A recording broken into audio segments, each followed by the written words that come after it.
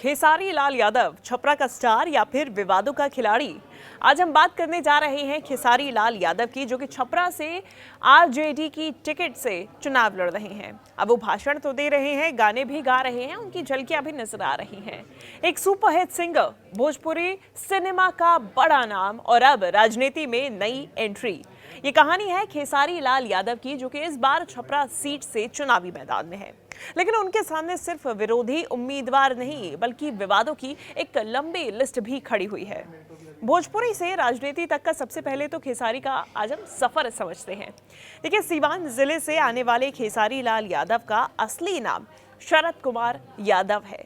संघर्ष की उनकी शुरुआत अगर बात करें तो लिट्टी चोखा बेचने से की थी और फिर लहंगा में लस्सी जैसे गानों ने उन्हें भोजपुरी संगीत का चेहरा बना दिया। अब इसके बाद फिल्मों में एंट्री और फिर पॉपुलैरिटी की वो ऊंचाई जहां उनके शो में लाखों फैंस जुटने लगे। अब अगर बात की जाए उनके पुराने गानों की, स्टेज परफॉर्मेंसेस की और अवार्ड शो की, तो जैसे जैसे खेसारी लाल यादव का नाम बढ़ा, वैसे वैसे विवाद भी बढ़ते गए। कभी आपत्तिजनक गानों को लेकर, कभी उनके बयानों को लेकर, और अब चुनाव में नैतिक छवि पर उनके सवाल उठाए जा रहे हैं। लेकिन विवादों के पीछे की पूरी कहानी क्या है? खेसारी लाल यादव का नाम पहली बार तब विवादों में आया जब कुछ साल पहले उनके गानों के बोलों को लेकर सोशल मीडिया पर विरोध हुआ। कई बार उन पर महिलाओं को लेकर आपत्तिजनक कंटेंट फैलाने के आरोप लगे। उन्होंने इन आरोपों को खारिज करते हुए कहा था कि वो सिर्फ एंटरटेनमेंट के लिए गाते हैं और जो जनता को पसंद है वही गाने गाते या बनाते हैं। लेकिन अगर हम न्यूज़ रिपोर्ट्स, ट्विटर पोस्ट या फिर इंटरव्यूज की कुछ अगर हम क्लिपिंग्स देखें या फिर पन्नों को घुमा के उनकी तरफ रुख करें, तो 2024 के बाद खेसारी लाल एक और विवाद में फंस गए। इस बार उनकी पर्सनल लाइफ को लेकर यह विवाद था। आकांक्षा पुरी, एक वीडियो वायरल हुआ। ये वीडियो था जिम के अंदर का। 2024 में खेसारी लाल और अभिनेत्री आकांक्षा पुरी का एक जिम वीडियो वायरल हुआ, जिसमें दोनों के ही बीच नजदीकियों को लेकर सोशल मीडिया पर हंगामा मच गया। वीडियो को कई लोगों ने अश्लील बताया, तो कुछ का कहना था कि ये बस एक प्रमोशनल क्लिप था जो कि गलत तरीके से फैलाया गया। अब ऐसे में धुंधले सेंसर किए गए कुछ विजुअल्स भी चले और इसके अनुसार कुछ हेडलाइंस भी बनी। अब इस मामले पर खेसारी लाल यादव ने तब कहा था कि ये उनके खिलाफ चरित्र हनन की साजिश है। उनके मुताबिक चुनाव से पहले कुछ लोग उनकी छवि को खराब करने की कोशिश कर रहे हैं। वहीं आकांक्षा पुरी, जिनकी तरफ से ये वीडियो पोस्ट किया गया था, उन्होंने बयान दिया कि वो इस वीडियो को लेकर अनावश्यक विवाद नहीं चाहती हैं और इसे प्रोफेशनल वर्क का हिस्सा बताया था। लेकिन अब ये विवाद एक बार फिर से लाइमलाइट में आ गया है। वो इसीलिए क्योंकि चुनाव के दौरान खेसारी कई सारे विवादों में घिर रहे हैं, उनके कंटेंट को लेके, उनकी आर्ट लाइफ को लेके। तो ऐसे में पहले तो खेसारी की तरफ से इस पूरे जिम के वीडियो को कला बताया गया, लेकिन अब खेसारी का कहना है कि भाई हाँ, वो जो वीडियो वायरल हुआ था आकांक्षा पुरी के साथ में, वो क्लिप थी अश्लील और मैं भी मानता हूँ कि वो गलत था, वो नहीं होना चाहिए। वो जिस तरीके से पब्लिक में गया, जिस तरीके से उसे पोस्ट किया गया, वो नहीं होना चाहिए था। उन्होंने ये भी कहा कि हम एक सीन शूट करने वाले थे और जिम में जिस तरीके से हम दोनों ने वो कला दिखाई, वो स्टैमिना चेक करने के लिए था।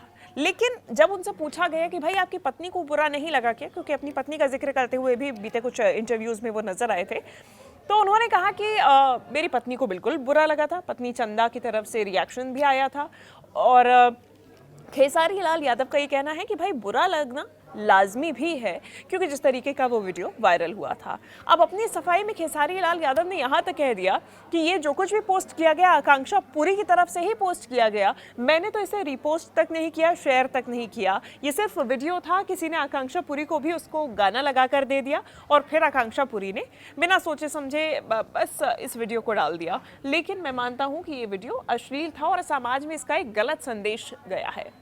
आपको बता दें कि आकांक्षा पुरी को लेकर खेसारी लाल यादव के साथ भी कई सारी चर्चाएं सामने आई थी और कथित तौर पे इनका एक रिलेशनशिप भी था। जो कि बाद में ख़त्म हो गया।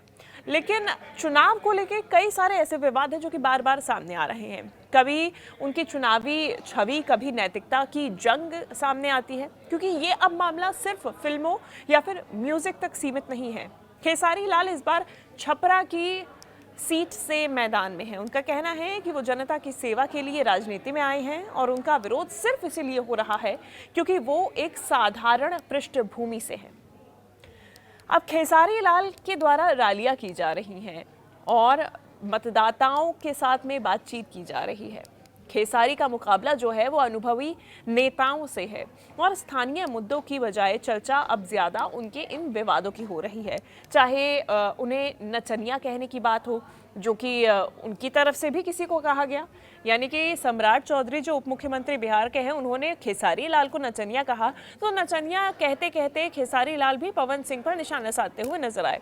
वहीं दूसरी तरफ अपने धर्म को लेकर भी वो कई ज़्यादा विवादों में नजर आए, यानी कि धर्म को लेकर दिए गए बयानों को लेकर खेसारी लाल हर बार कहते रहे कि भाई मैं किसी धर्म के खिलाफ नहीं हूँ, लेकिन जो धर्म की राजनीति करते हैं मैं उनके खिलाफ ज़रूर हूँ। अब इसी के साथ साथ वो ये भी कहते हुए नजर आते हैं कि मैं वक्फ के बारे में बहुत ज़्यादा जानता नहीं। इसकी पुष्टि मैं इसलिए करती हूँ क्योंकि खुद जब मेरी तरफ से खेसारी लाल का इन बिहार चुनावों के दौरान इंटरव्यू किया गया और बातचीत की गई, तो खेसारी लाल यादव का कहना था, चूंकि वो आरजेडी की सीट से है, महागठबंधन की सीट से चुनावी मैदान में है, तो निश्चित तौर पे वो एनडीए पर और बीजेपी पर निशाना साधते हुए नजर आए।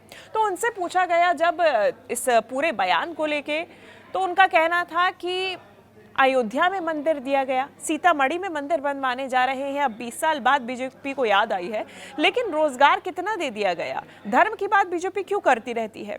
जब उलट में उनसे सवाल पूछा गया कि भाई आपके तेजस्वी भी तो वक्फ की ही बात करते हैं, तो खेसारी लाल यादव का कहना था कि भैया मैं इस बारे में बहुत ज्यादा कुछ जानता नहीं हूँ, मुझे मालूम नहीं है वक्फ के बारे में, लेकिन टिप्पणी करने में मंदिर के बारे में वो पीछे नहीं हटे।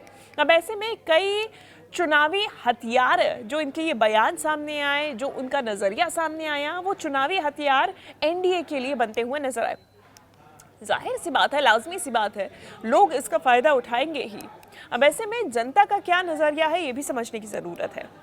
छपरा में लोग खेसारी को लेकर बटे हुए नजर आते हैं। जब मैं भी फील्ड में गई तो समझ में आया कि कुछ कह रहे थे कि ये स्टार है, जनता से जुड़ा आदमी है, जबकि दूसरे लोगों का कहना था कि राजनीतिक मजाक नहीं है, यानी कि किसी को भी इस तरीके से राजनीति में उतार देना ये मजाक नहीं है। कई लोगों का मानना था कि ग्लैमर से जनता का काम नहीं हो सकता है, ये काम ऐसे नहीं चलता है। वैसे ऑन ग्राउंड जो लोगों के विचार है वो जब वोट में तब्दील होते हैं तब वाकई में पता चलता है कि लोग सोचते क्या है, कितना ज़्यादा फैन फॉलोइंग है या फिर फैन बेस है किसी भी स्टार का या फिर भोजपुरी स्टार का, अगर बिहार की राजनीति से जुड़ी ही बात की जाए। लेकिन इन विवादों को लेकर अब आगे क्या? देखिए, चुनावी नतीजे चाहे जो हों, खेसारी लाल यादव ने एक बात साबित कर दी है कि पॉपुलैरिटी राजनीति के दरवाजे खोल तो जरूर सकती है, लेकिन सवाल यह है कि क्या विवादों की ये परछाई हमेशा उनके साथ चलेगी या जनता उन्हें एक नए किरदार में भी अपनाएगी। तो खेसारी लाल कितना भी हाथ जोड़ ले, मुस्कुरा ले, अभी तो फिलहाल यही है सवाल कि जनता उन्हें प्यार तो करती है, वो जनता के बीच से आए भी है, लेकिन क्या जनता उन्हें अपना नेता मानेगी? उनके लिए राजनीति में आए हैं, ये कहना है खेसारी का, लेकिन क्या राजनीति उन्हें अपनाएगी? तो मनोरंजन से राजनीति तक खेसारी लाल की कहानी बिहार की उस नई राजनीति को दर्शाती है जहाँ पे सेलिब्रिटी, सोशल मीडिया, जनता की भावनाएं सब एक साथ तय करते हैं कि अगला नेता कौन होगा।